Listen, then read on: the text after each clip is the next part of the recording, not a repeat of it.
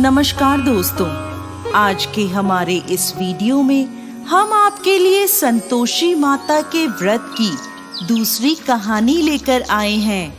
एक समय की बात है, किसी नगर में एक राजा और रानी थे।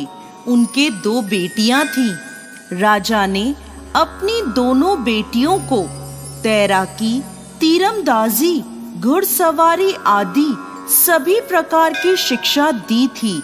साथ ही रानी ने बेटियों को घर की जिम्मेदारियां भी अच्छे से सिखाई थीं।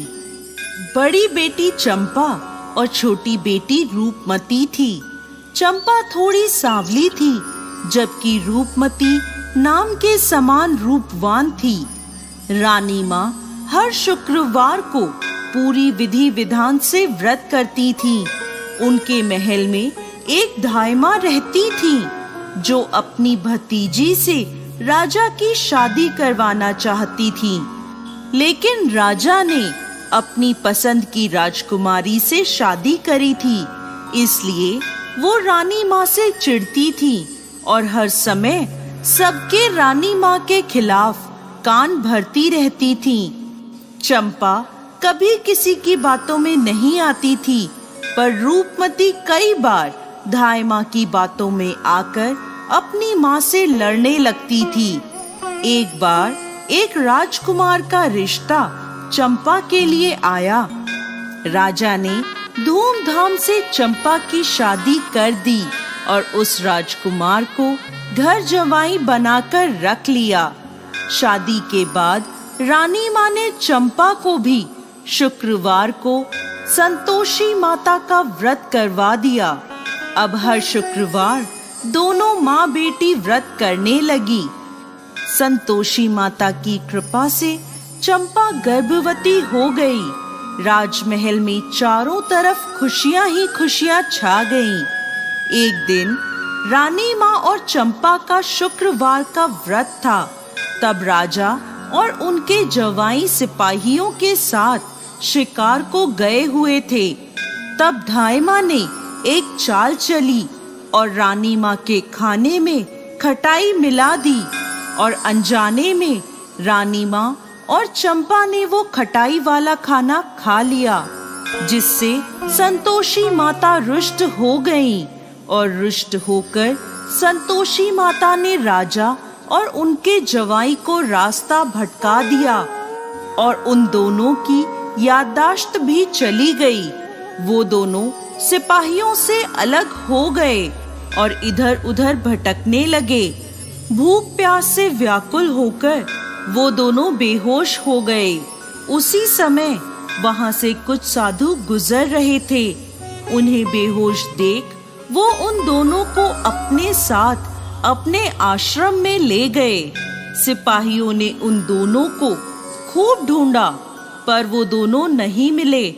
तब सिपाही वापस महल आए और रानी माँ को सारी बात बताई। चंपा को जब ये पता चला तो वो बहुत रोई, पर रानी माँ ने अपनी जिम्मेदारी संभालते हुए चारों दिशाओं में सिपाहियों को राजा और जवाई को ढूंढने भेजा। कई दिनों बाद सब खाली हाथ ही वापस लौट आए। तब रानी माँ ने बड़ी बेटी चंपा को राज्यभार सौंप दिया और राजगद्दी पर बिठाया। अगले शुक्रवार रानी माँ और चंपा ने फिर से व्रत रखा। तब धायमा ने फिर से चाल चली और उनके खाने में खटाई मिलाने लगी, लेकिन तभी रानी माँ ने उसे ऐसा करते देख लिया और उसे पकड़ लिया। पूछने पर धायमा ने सारी बात बता दी कि उसने पहले भी खाने में खटाई मिलाई है। तब रानी माँ ने उसे कारागृह में डलवा दिया। अब रानी माँ और चंपा ने संतोषी माता से प्रार्थना करी, हे माँ संतोषी, आप हम सबकी माता हैं और हम आपके बच्चे हैं। हमारी भूल माफ करें माँ संतोषी और हमारे पति को वापस लाएं।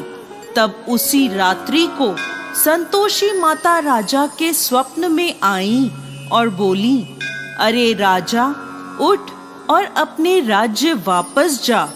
तेरा जवाई और तू मेरे प्रकोप को झेल रहे थे। अब तू अपने राज्य जा और मेरा एक मंदिर बनवा। दूसरे दिन राजा और उसका जवाई सभी साधु संतों का शुक्रिया करते हैं और उन्हें प्रणाम कर अपने राज्य की ओर लौट जाते हैं और पूरे राज्य को संतोषी माता की महिमा बताते हुए संतोषी माता का एक भव्य मंदिर बनवाया। रानी माँ ने चंपा के साथ धूमधाम से शुक्रवार के व्रत का उद्यापन करा। चंपा को एक बहुत सुंदर पुत्र प्राप्त हुआ और महल में वापस खुशियां ही खुशियां छा गईं। हे संतोषी माता, जैसे आप रानी माँ और चंपा पर प्रसन्न हुई, वैसे ही इस कहानी को कहते, सुनते और हुंकार भरते सब पर कृपा करना। जय संतोषी माता।